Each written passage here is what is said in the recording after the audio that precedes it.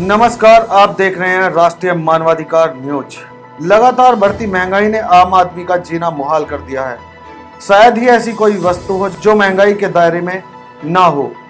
Petrol, diesel, रसोई gas के दाम पिछले कई महीनों से बढ़ रहे हैं। खाने पीने के सामान से लेकर फल, सब्जियां और दूध तक महंगा हो गया। इसका सबसे ज्यादा असर मध्यम वर्ग के लोगों से लेकर गरीब तबके तक साफ नजर आ रहा है। हालात जिस तरह के बने हुए हैं उससे तो लगता नहीं कि हाल फिलहाल महंगाई से कोई राहत मिल पाएगी। जहां तक सवाल है पेट्रोल, डीजल और रसोई गैस के दाम बढ़ने का, तो इस मामले में सरकार पहले ही कह चुकी है कि यह विदेशी बाजार में कच्चे तेल और प्राकृतिक गैस के दाम बढ़ने का नतीजा है। ऐसे में उसके हाथ में कुछ नहीं है।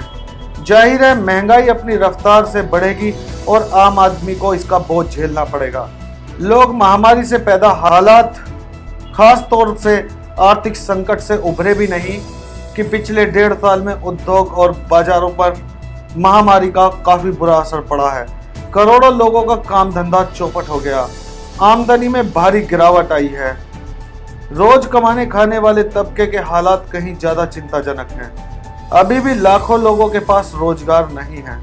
ऐसे में लोगों के पास खर्च करने को पैसा कहां से आएगा।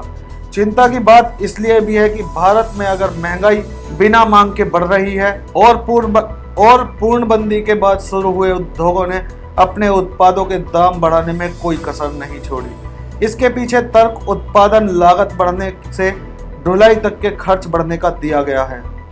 इसके साथ ही पेट्रोल, डीजल के दाम तो लगातार बढ़ ही रहे हैं। देश के ज्यादातर शहरों में पेट्रोल और डीजल के दाम 100 से ऊपर हैं। ऐसे में ढुलाई भी महंगी होती जा रही है, इसलिए हर चीजों के दाम आसमान छू रहे हैं। सवाल है कि महंगाई से राहत कैसे मिले। ऐसा नहीं है कि महंगाई पर काबू पाने के लिए सरकार के पास कोई उपाय बचे नहीं है। लंबे समय से यह मांग उठी है कि केंद्र और राज्य सरकारें पेट्रोल और डीजल पर वसूले जाने वाले करों को घटाएं।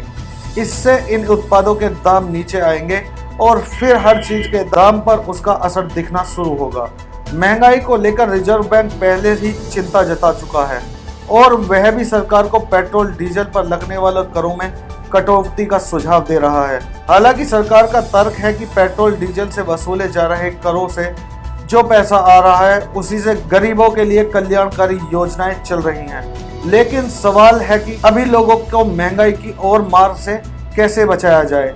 आम लोगों पर महंगाई की मार के दूरगामी असर होते हैं जो उन्हें गरीबी की ओर धकेलते हैं। इसलिए महंगाई काबू करना सरकार की प्राथमिकता होनी चाहिए, जो फिलहाल नजर नहीं आ रही है।